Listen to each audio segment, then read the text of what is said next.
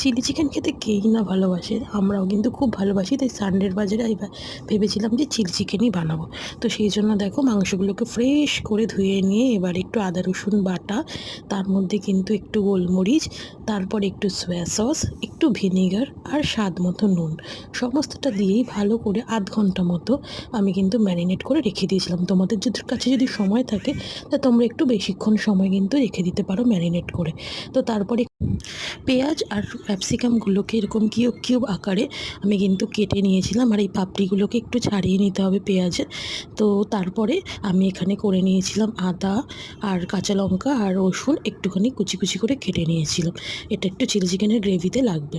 তো দেন আমি এখানে কর্নফ্লাওয়ার আর একটু ডিম দিয়ে ভালো করে ম্যারিনেট করে নিয়ে এবারে কিন্তু কড়াইতে সাদা তেল দিয়ে গরম করতে বসিয়ে দিয়েছিলাম। আর এক এক করে পকোড়াগুলো ছেড়ে দিয়েছিলাম ভালো করে ডিপ ফ্রাই করার জন্য। লো টু মিডিয়াম আছে কিন্তু এই পকোড়াগুলোকে ভেজে নিতে হবে, নাহলে কিন্তু মাংস ভালো করে সেদ্ধ হবে না।